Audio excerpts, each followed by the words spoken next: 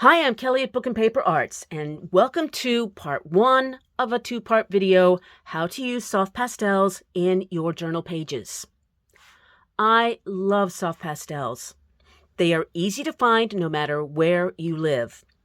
In fact, judging from comments I've had in the past, a lot of you already have an empty yogurt container full of broken soft pastels under your desk right now, and you're not sure what to do with them. Well, stick with me. They come in all price ranges, but they can be very affordable, and they can also be surprisingly versatile. So today I'm going to show several different ways that you can use your soft chalk pastels in ways you may not have thought of before. Tomorrow I'm going to come back with a second part to this video using these techniques to make an art journal layout, some journal pages. If you like journal arts, altered books, vintage books, and paper, please subscribe to my YouTube channel and be sure and turn on the notifications, and you will have more of them in your life. Let's go make a mess. I am demonstrating these techniques today using this set of pastels that were sent to me by a company called Paul Rubens. I do not make any money from this video, nor from any sale of pastels. But boy, are they pretty. 72 colors, artist quality, and as we say in Wales, they are lush. Now let's see how they work on the page. First, let's look at 4 basic ways that you can use the pastel on the paper. There are probably lots of others, but these are the ones that I use in my altered books, journal arts, and mixed media work myself. Dry, smudged, wet on dry, and dry on wet. Here I've used a kind of a candy apple red. And now I'm going to go over and show this again using this bright cobalt blue. This is the dry on dry paper. If you've seen my work, you know I am crazy about smudging. Softening those edges and getting some mystery and texture. Here, I'm going to put this down dry on dry paper, but now I'm going to activate it with water. And you can see it's largely become a paint now, like a water soluble. You could pull that all the way out. And then finally, again, this is the dry on wet. I'm going to get my paper nice and wet and add the color to the wet surface. And you can see you're getting some real drama there.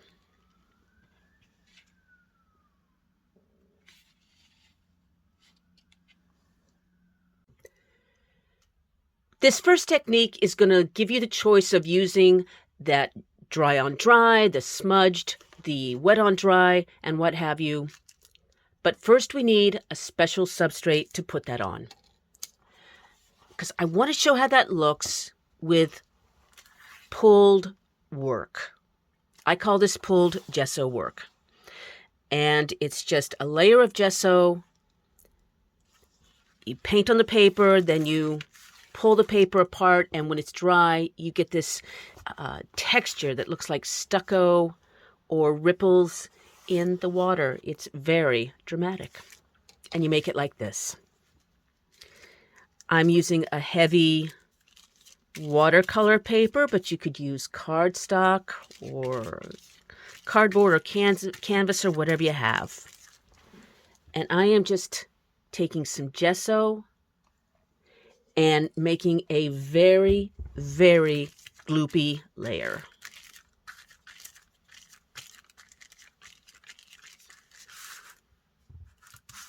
Lots of it.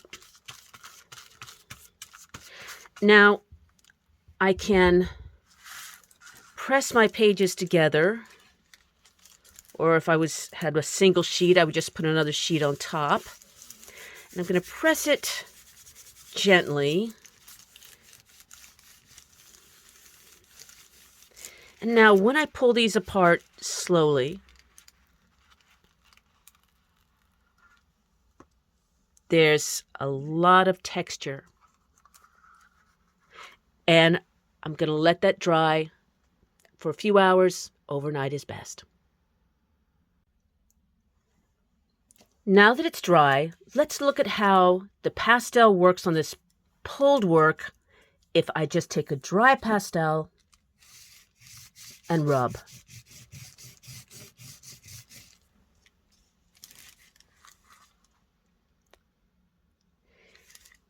This is so fun and pretty. Look, you can go over it with another color.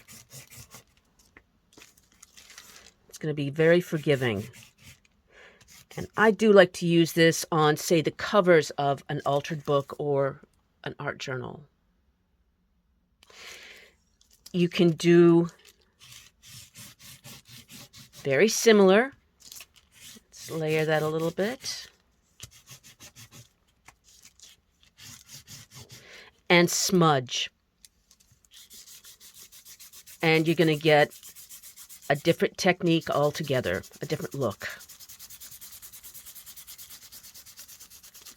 Because the pastels love to smudge.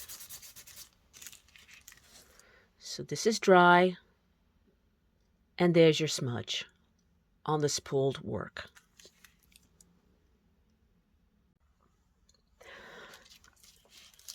Now I'm going to add some marigold. Some marigold. And then fuchsia. And again, already I just think that this dry technique looks pretty, but let's activate it with some water. It goes on dry. Now we're going to add the wet.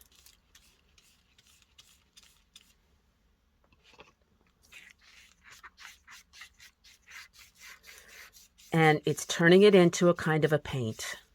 And you could pull that out in any direction and blend the colors any way you want. But it is still playing nicely with that pulled gesso. And over here, let's look at wet on wet. The gesso is dry, but I'm going to get my paper nice and damp using this spritzer.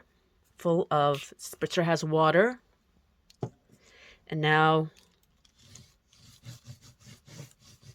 just adding that fuchsia and the marigold. And it's pooling.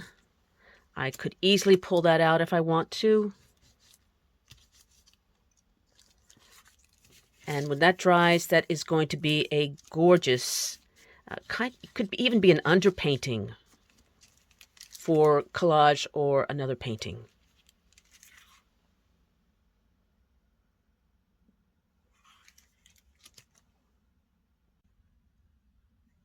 This is a version of that technique using molding paste.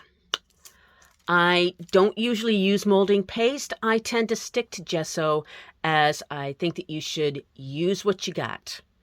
And I just don't really buy molding paste. But recently a friend cleaned out her art supplies and asked me if I wanted it. And I said, yes, please. Molding paste is a very heavy-bodied acrylic.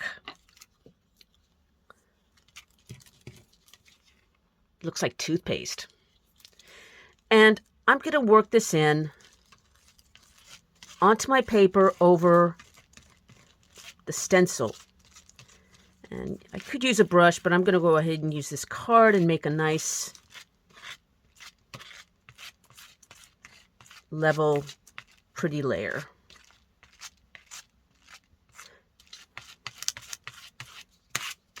And then again, I'm going to get this in some warm, soapy water, ASAP.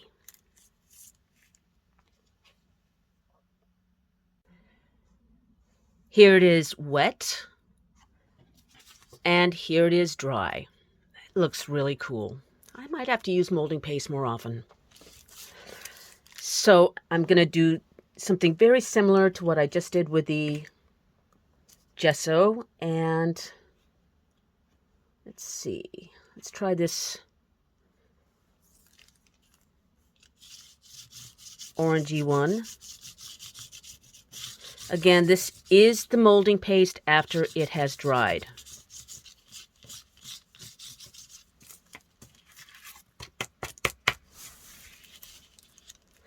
Let's try blending that and see what happens. Smudging. Yeah, now we're getting some drama. And I bet that we could layer this.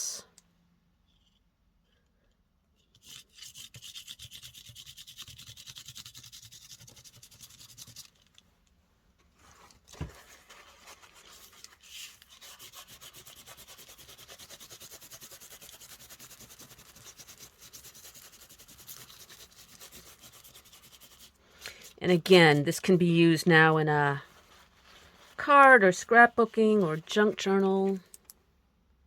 It's very cool. Don't know how this is going to look.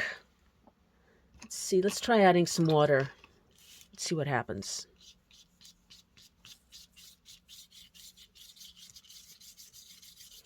It's okay. I think I probably prefer it dry, but this is also an interesting effect, and you could let that dry and then work over it again, adding another layer of color.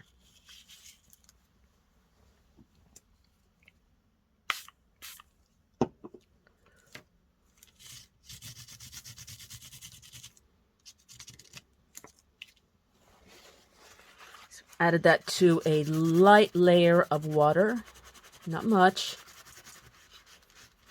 Oh, and that's a good effect too.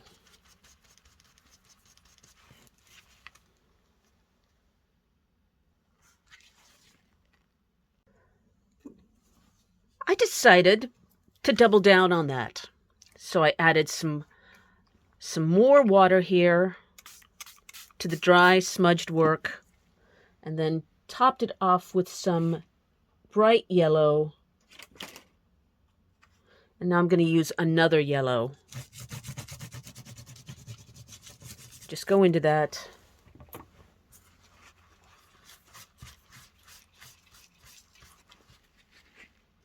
And I like how that is sitting on top there. We've seen how a soft pastel makes a surprisingly good water soluble, which means that it is a very good tool to have to work with your stencils and even with your rubber stamps in lieu of a stamp pad. I do like using stamp pads, but I don't do it very often, and I can't tell you how many times I've opened one up and it's dried out. So this is a really good strategy to have if that happens to you, or if you just like it. I'm using a blending tool. You don't have to use a blending tool. You can use a makeup sponge or even just a sponge. I'm going to reverse activate this. What I'm going to do is get my sponge nice and wet and then pick the color up from the pastel like this. Apply the color to the wet sponge. And now I can go in to my stencil and start having fun like that.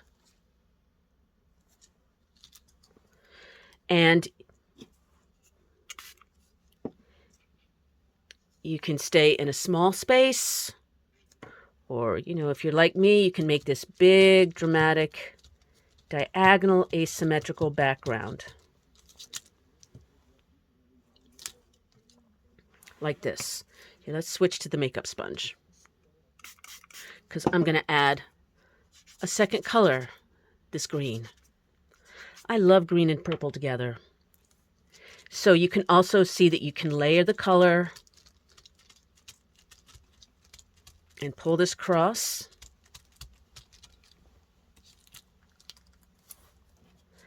And I've started a background. Now I could add more embellishing or focal points and be off and running.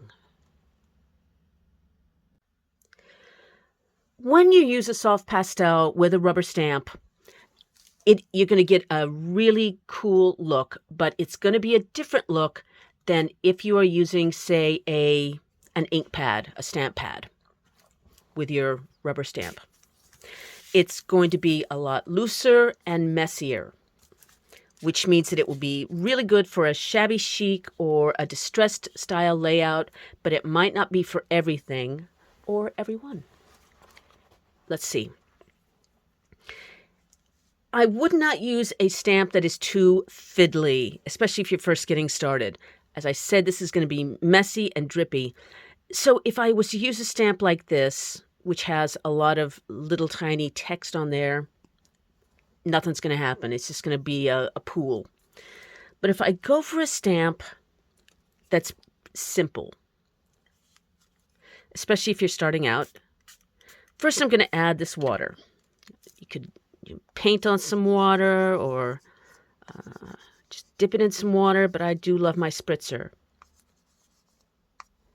Now, I've wet the stamp, then I added some color with the soft pastel, and now I'm going to add a little more water and activate that. You just have to experiment here between wet enough and not too wet. So I suggest that you practice this with different stamps. It is fun once you get the hang of it. This one should not have worked because it's pretty fiddly. But for some reason it did. And I know that because I spent hours yesterday with different stamps, finding ones that would be best for this video. So I was surprised when this one worked very well. See? Just going to activate that, add a little more water.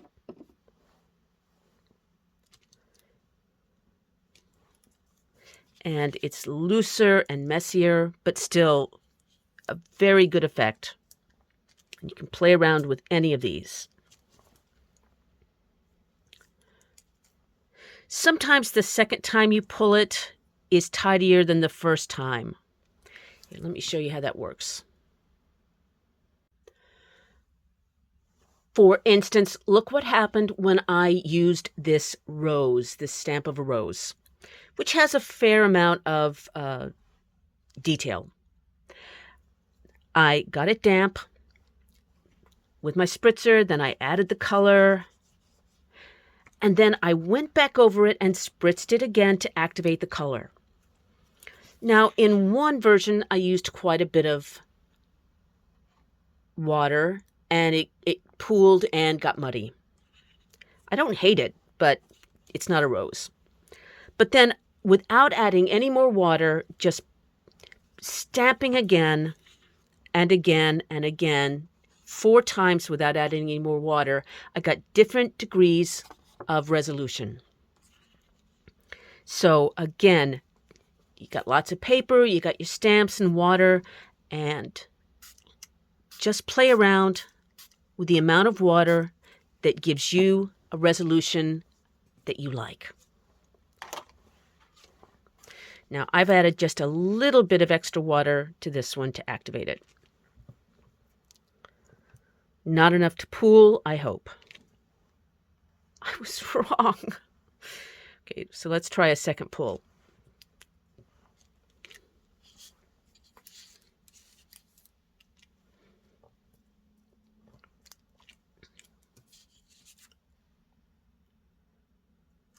They're starting to get fun. Just get in there and play.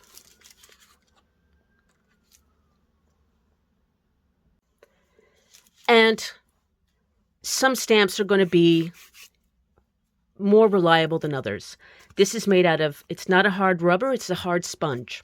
And I got it at the discount section of the craft store for next to nothing, and I use it all the time. Now I'm going to activate that with water.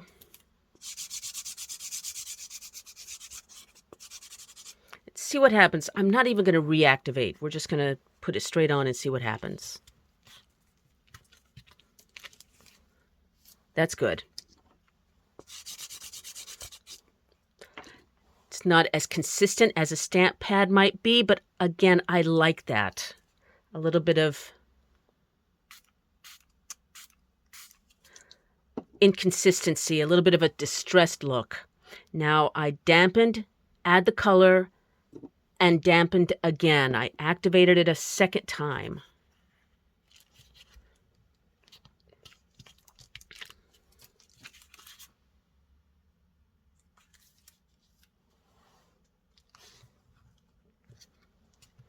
I like layers.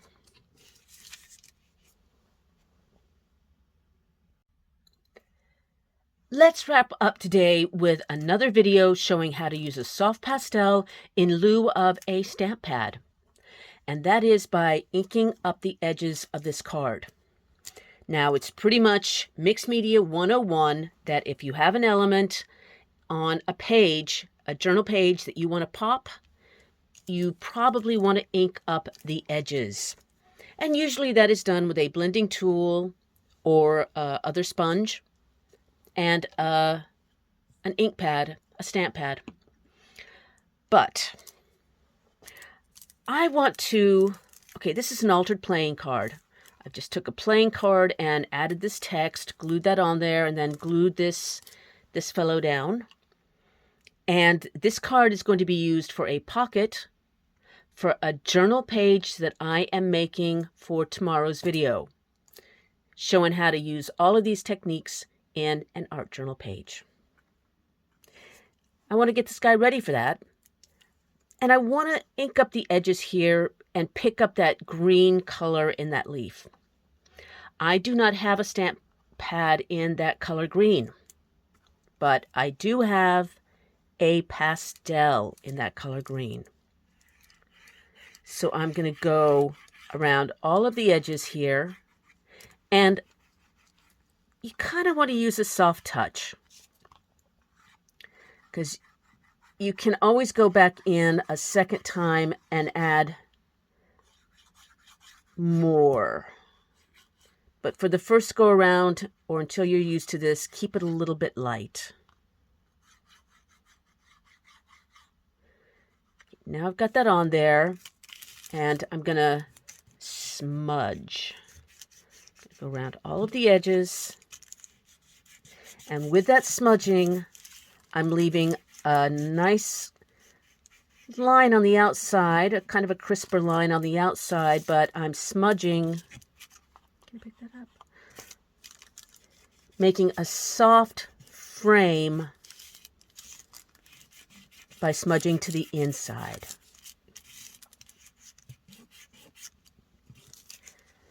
And now this card is really going to pop when I put it in a pocket or something else.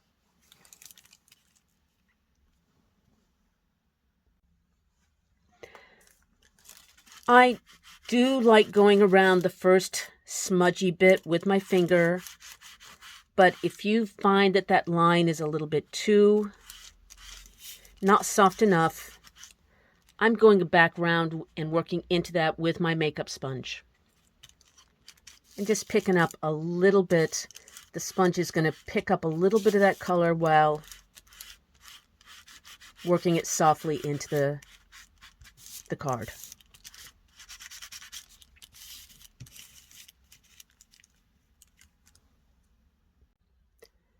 Please join me tomorrow when I'm going to get out my handmade art journal and do a layout using these techniques that I've showed today and some others using soft pastels in your journal pages. Let me know if you have any feedback or questions in the comments below.